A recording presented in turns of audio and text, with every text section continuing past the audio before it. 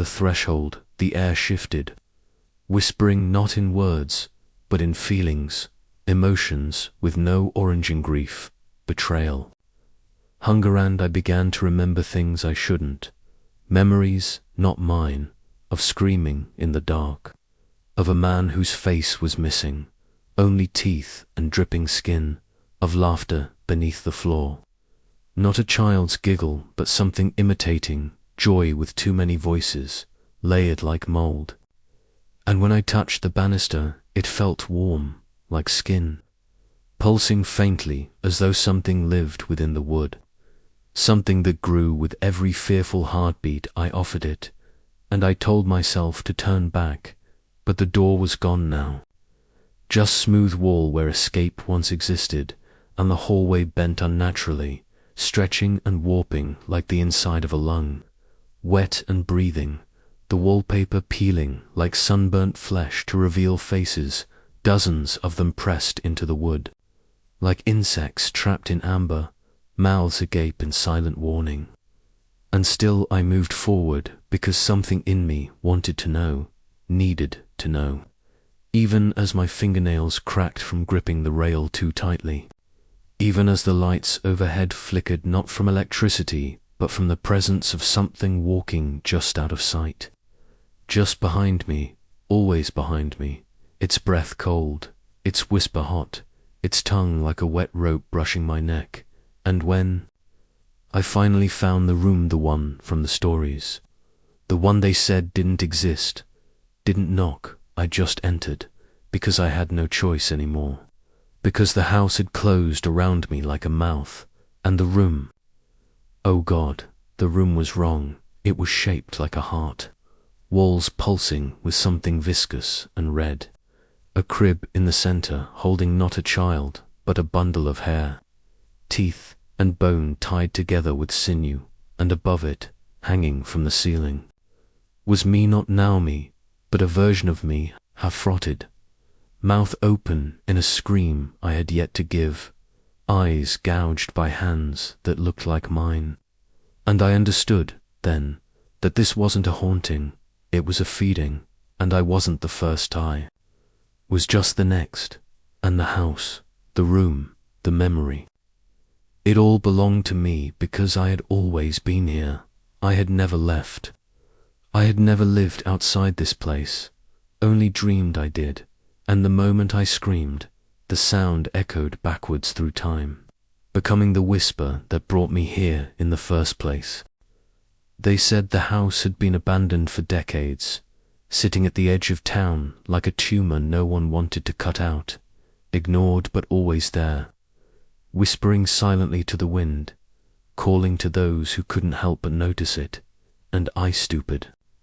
Curious, restless I went, not because I believed the stories, but because I needed to feel something again, anything, even fear.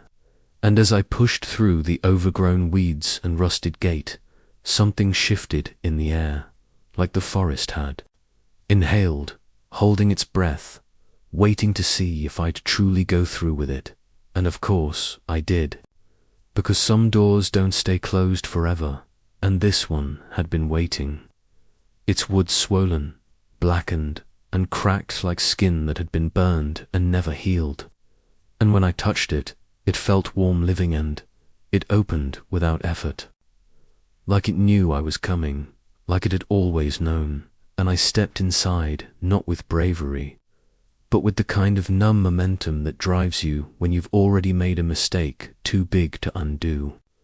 The air inside was wet, heavy, like something had exhaled just as I entered, and the smell hit me first, not decay exactly, but old pain, the kind that stains the walls and sinks into the wood. And as I walked across the warped floorboards, each step groaned like a warning, but the silence that followed was worse, thick, pressing in on me from all sides. And then I saw it, the hallway that wasn't supposed to be there, the one no blueprint ever recorded, long and too narrow, the walls sagging inward like the house was slowly digesting itself, or me. And still I moved forward, heart thudding against my ribs. And with every step, the lights above me dimmed, not flickering like a bulb, but dimming like a heartbeat failing, like something losing strength or dying in real time. And the photos on the wall, crooked frames showed people I didn't recognize, but their eyes followed me, their mouths twisted in mid-scream, frozen in black and white agony, and I told myself it was just illusion, just shadows playing tricks.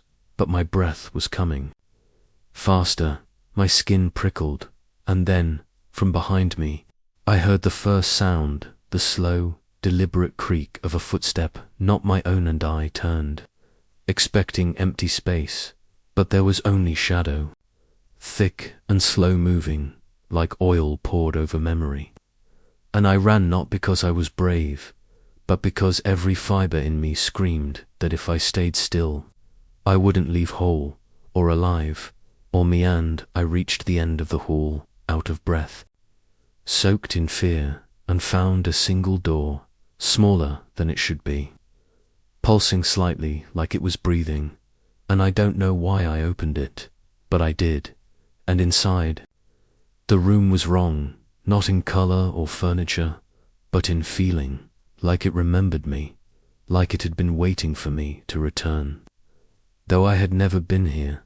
And as I stepped across the threshold, the door slammed shut behind me with a sound, like thunder underwater, and the light in the room turned red, not painted, not filtered, just wronged. I felt it then, something old and awake, not just watching me, but listening to my heartbeat, learning the rhythm of my fear. And in the center of the room was a mirror, cracked, dusty, tall, and in it I saw myself, but not as I was, no, not even close. I was thinner, decayed, smiling with a mouth that wasn't mine, eyes black and deep like wells, and I stepped closer, even though every part of me begged not to, and the reflection didn't copy me any more. It moved on its own, and then it raised its hand, slow and shaking, and wrote a word in the dust from inside the mirror: welcome.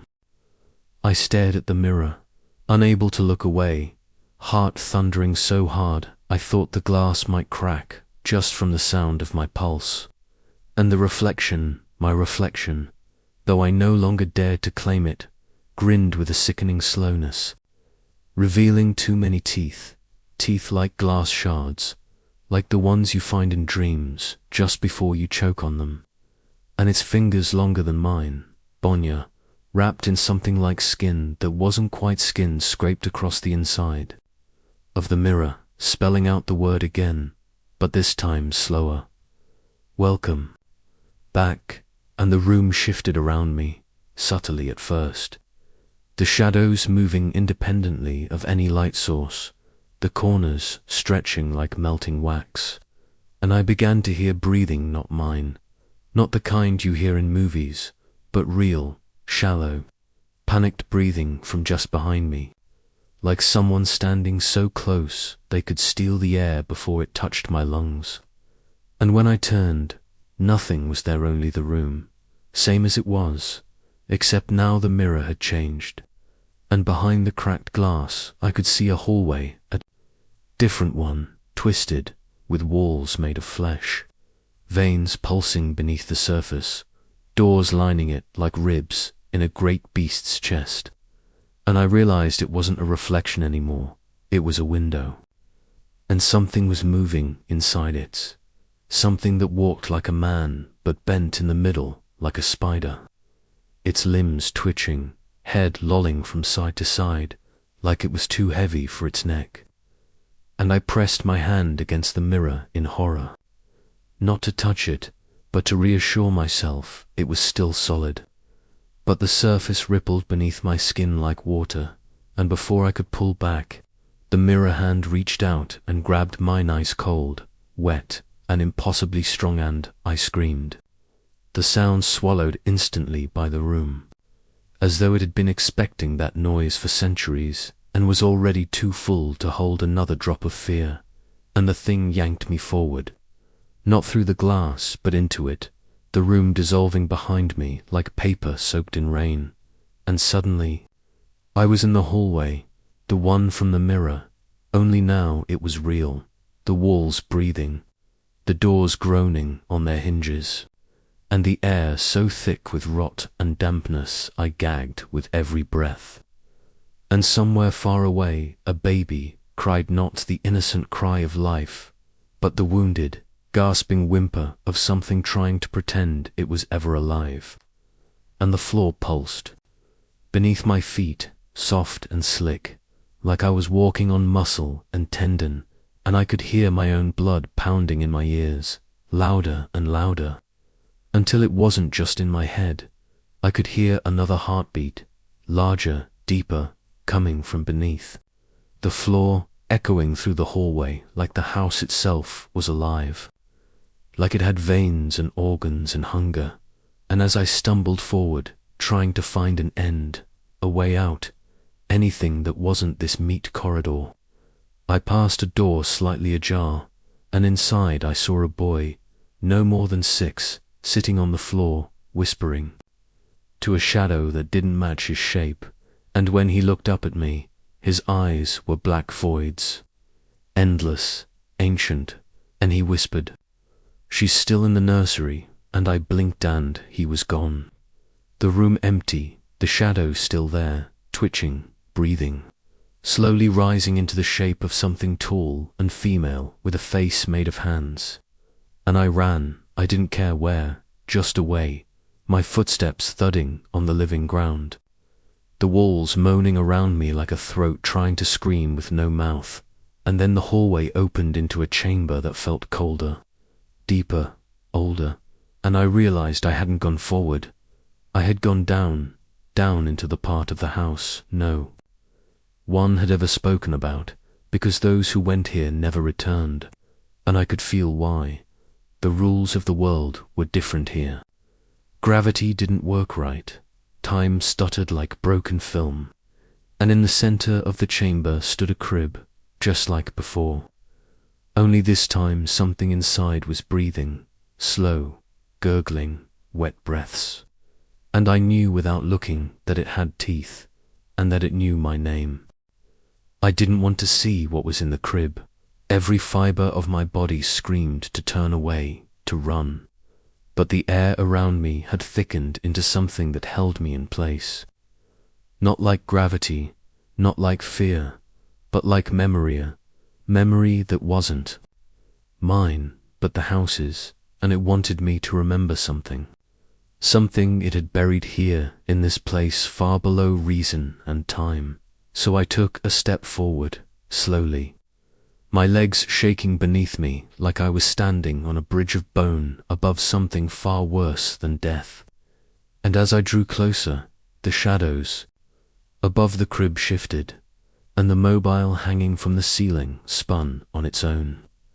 The tiny dolls tied to it, spinning faster and faster until their threads snapped and they fell, limp and twisted, onto the floor. And the breathing inside the crib grew heavier, deeper, as if whatever was in there knew it was being watched, craved it, fed on it. And I finally looked inside, and what I saw made my mind reject it instantly, like an immune system trying to fight a disease it couldn't name. It was a baby, yes, but not a baby born of humans or flesh. Its skin thin as tracing paper, revealing black veins pulsing beneath the surface. Its eyes 2 tiny pits of night where no light survived, and its mouth. God, that mouth, it was open, and silent, stretched to wide, filled with teeth that weren't made for milk, but for ripping, for gnashing, for devouring in when it saw me. It smiled, and the room screamed, every surface, every crack in the wall, the very dust in the air shrieking in unison like the house had lungs and they were filled with fire. And suddenly the crib was gone, the room gone, and I was falling not down, but inward, like being sucked into the fold between 2 moments, spiraling through images I couldn't control. A girl with no face, dragging a mirror through a burning hallway. A man buried up to his neck in floorboards, sobbing, begging the ceiling for mercy as something behind him laughed with my voice.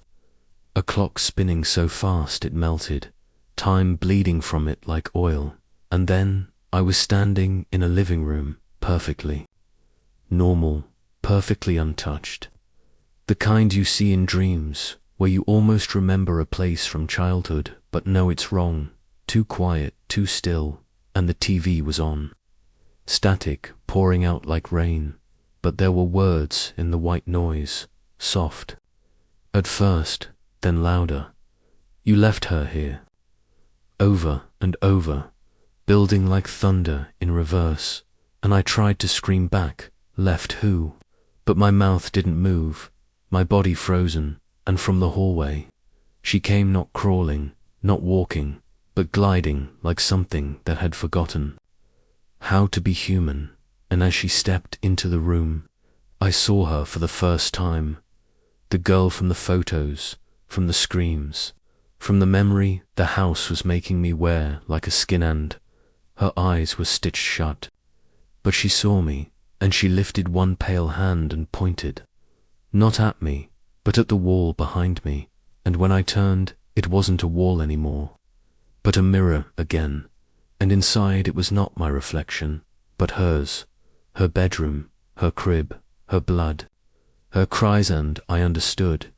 She had died here, alone, buried under the house's hunger. And I had known her once, in a life before this one, maybe a sister, maybe a self that had never lived, and I had forgotten her, and now the house was making me remember, and the room grew colder, darker, tighter, pressing against my skin like a coffin being carved around me in real time and from the shadows. I heard it again, that breathing from before, now louder, now closer, now behind me, and when I turned around slowly, the crib was back, only this time it was open, and it was empty. I should have run, then I should have clawed my way out of that house, broken my own legs trying to escape if I had to, but I didn't, because something deeper than fear held me, something colder than death, guilt, the kind that seeps into your marrow and convinces you that whatever is coming, you deserve it.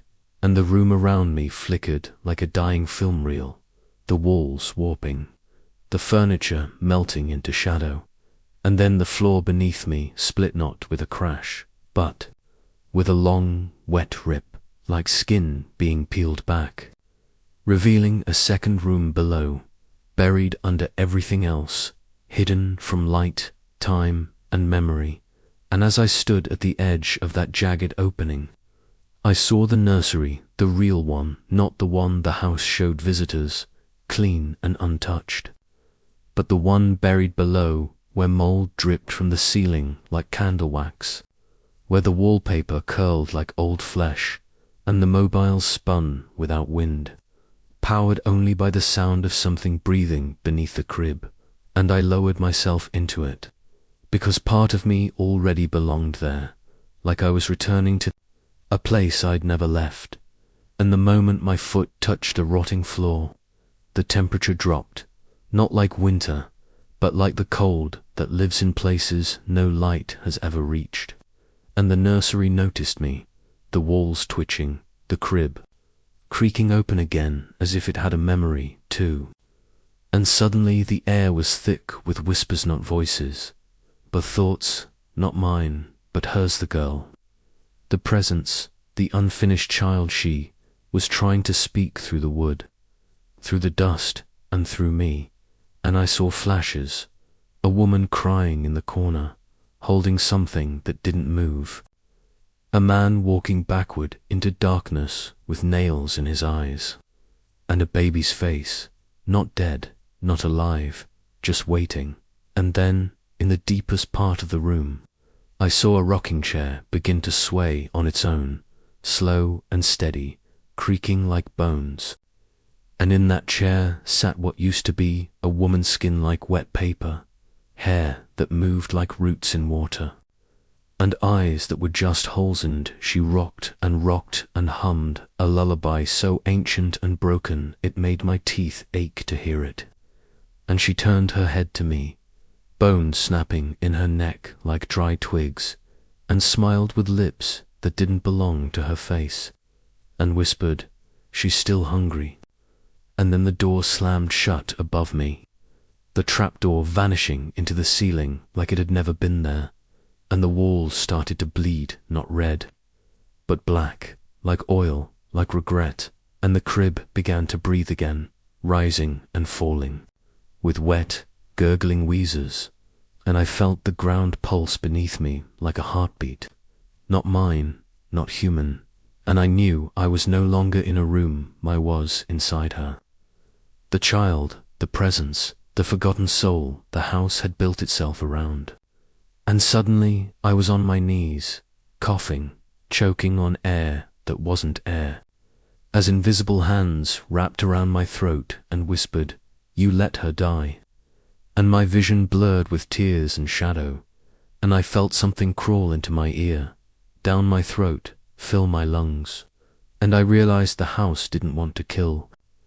Mitt wanted to keep me, to fold me into its rotting walls like all the others who had entered and never left, and I could hear them now, screaming just behind the wallpaper, fingers scratching, eyes watching, begging, warning, welcoming, and the woman in the rocking chair stood, arms opening like broken wings, and from behind her came the girl, the same girl, the one from the mirror.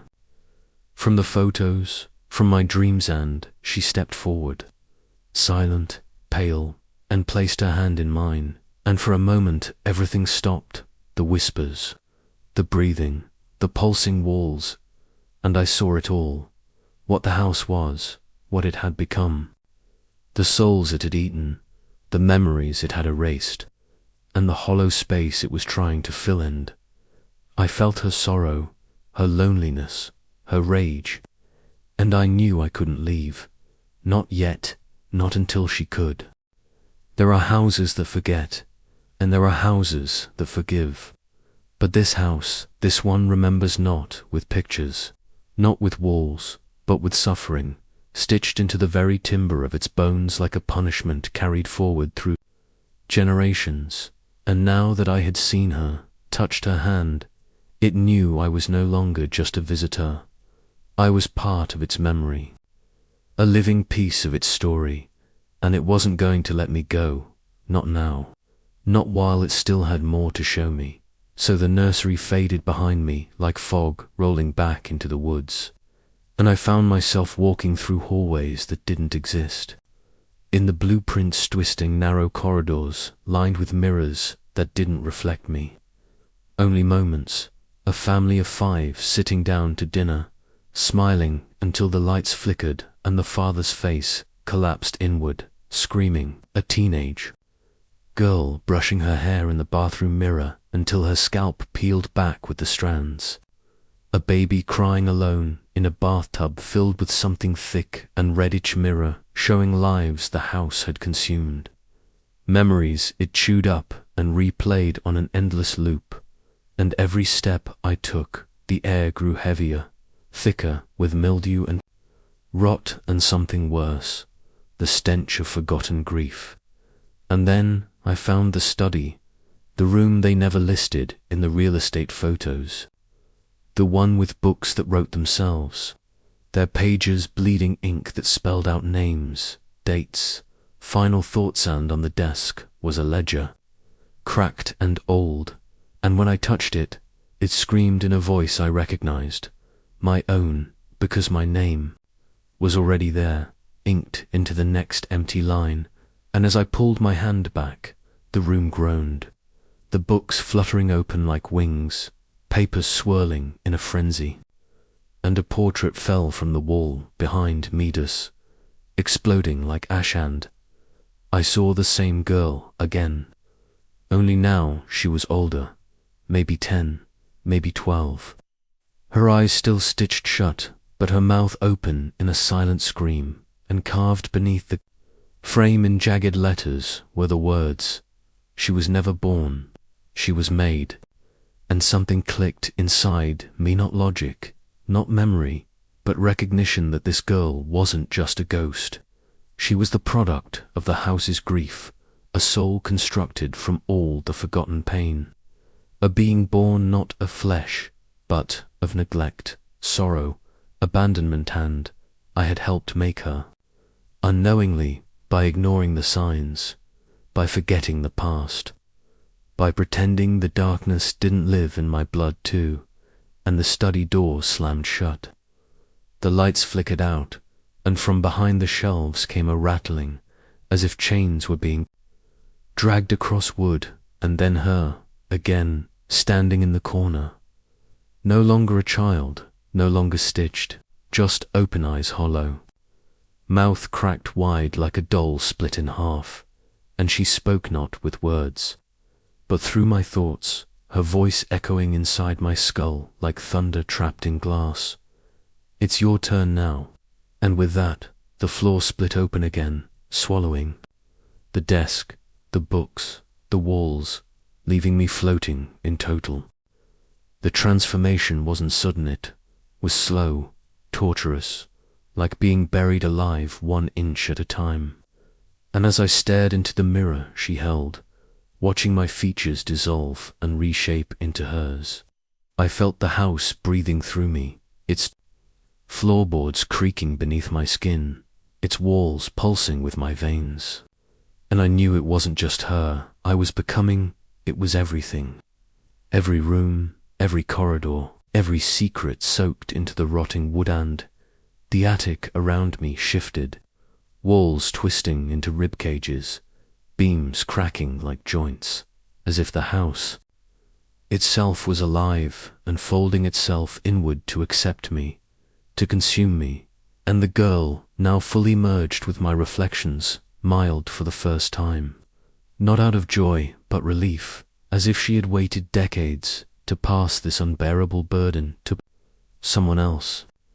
And now that I had accepted Etivan, unwillingly she could rest, and I could rot, and with her final breath, the mirror in her lap shattered, shards flying upward instead of falling, embedding themselves in the ceiling like stars, and she faded into smoke, whispering only, "Keep them here."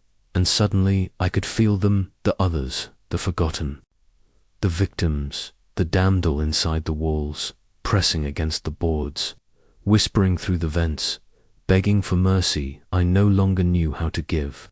And each time a scream echoed through the rafters, it didn't scare me, it fed me, filled me with warmth, with purpose. And I walked the attic now as its caretaker, its memory keeper, its jailer. And below me I could hear the front door creak open, the hinges groaning with the arrival of new guests, unaware of the horrors stitched beneath the wallpaper, of the eyes that watched from inside the cracks. And I moved without walking, floated through hallways that remembered everything I ever forgot, and in every reflection I no longer saw myself, but versions of her, of me, of us, caught between timelines and grief, one layered over the other like skin over muscle, until identity was irrelevant, and all that remained was the house. A being with many faces, but only one heart, rotten, broken, but still beating, and still hungry. Always hungry, and I realized the true horror wasn't in what the house had done to its victims, it was what it made them do to themselves. How it turned sorrow into shelter, how it trapped people not with chains, but with memories. And now I was the gatekeeper, holding the keys to rooms no one should ever enter again. And still they came curious couples, ghost hunters, thrill-seeking, skeptics, all smiling, all confident, all deliciously naive. And with each new arrival, the house whispered through me, "Show them." And I showed them the nursery, the study, the trapdoor they never saw in the blueprints. And every time they screamed, a little more of me disappeared, replaced by her, by them, by the house, until even my thoughts no longer sounded like mine. And I began to speak in its language. In the pipes, knocks behind the walls, whispers at 3 a.m., until no one could say where the house ended and I began. And when they finally tried to burn it down, thinking fire could erase memory, the flames stopped at the walls, bent around them like the wind was obeying orders.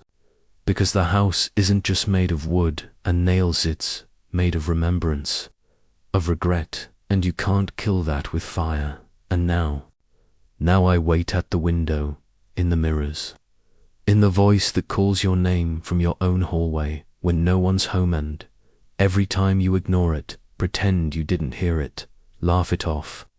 You feed me, you welcome me, and the house grows just a little bit closer, until one day you wake up and it's not your home anymore, it's her home, and you're just another room waiting to be filled.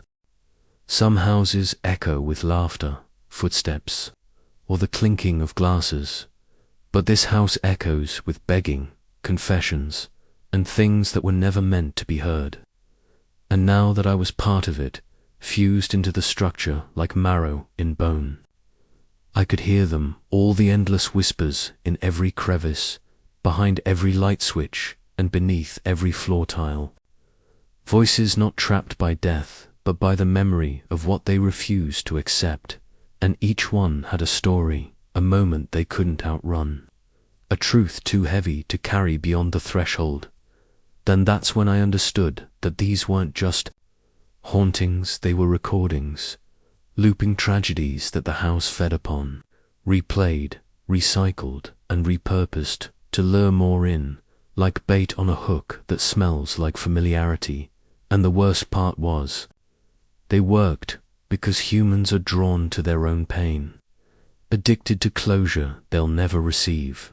And so the house gave them glimpses, flickers of long-dead loved ones, smells of their childhood bedrooms, lullabies no one had sung in decades until they let their guard down, and that's when the walls shifted, revealing what had been buried. A hallway with no exits, a stairwell that descends but never ends, a closet that breathes always, breathing, and I became the guide, the keeper, the gentle voice that whispered this way even as their instincts screamed run. And I hated myself for how natural it felt, how I didn't mourn the guests anymore but observed them, studied them, curious to see which trauma the house would use this time. And one night, the house presented a man to me, middle-aged, skeptical, the kind who scoffed at spirits but couldn't stop dreaming about his dead daughter. And as he walked into the foyer, the lights dimmed, the wallpaper peeled itself back, revealing the very hospital room where she died, exactly as he remembered it, and he stood frozen, tears on his cheeks, saying her name over and over. And when the bed creaked, he ran to it, expecting a miracle, but it wasn't her. Not really, just a reconstruction, a body made of dust, cloth, and memory. And when she opened her mouth to speak, it wasn't her voice, it was the house, testing his will, offering him a choice: stay here forever and see her again each night, or leave and forget she ever existed. And he chose to stay. Of course, most of them do, because the house doesn't trap them, it offers what no one else can, the illusion that grief can be reversed.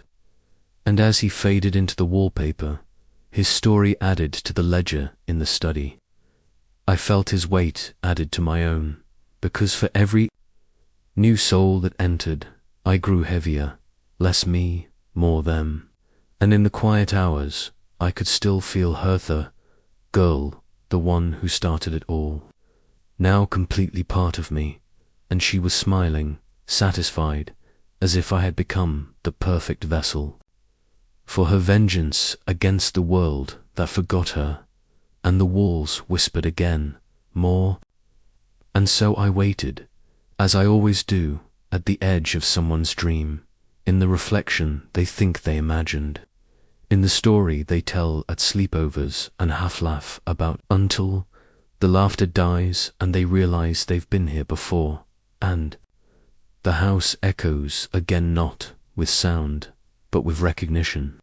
Because you can't escape a place that exists inside your guilt, and sooner or later, everyone finds their way back here.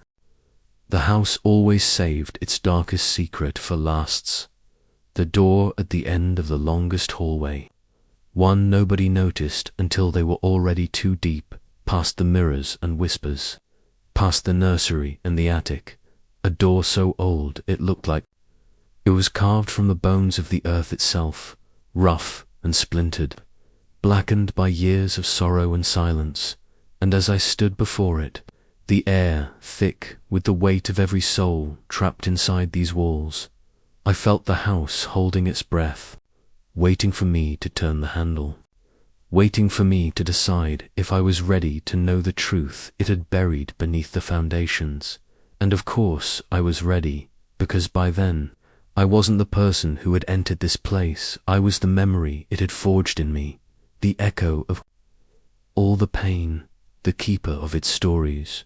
And with a trembling hand, I grasped the cold iron handle and pulled, the hinges screaming in protest as the door swung open to reveal a staircase spiraling downward into the abyss. A stairwell that seemed endless, twisting deep beneath the house into the earth, where light did not dare to follow. And I descended, each step colder, darker, the walls slick with something wet and warm, and at the bottom a cavernous room opened. Before me, filled with the bones of every victim the house had consumed, stacked like firewood, arranged like a grotesque mosaic of suffering and loss. And in the center of that room was a pool of black water, still and unnerving, reflecting not the ceiling but the night sky, infinite and starless.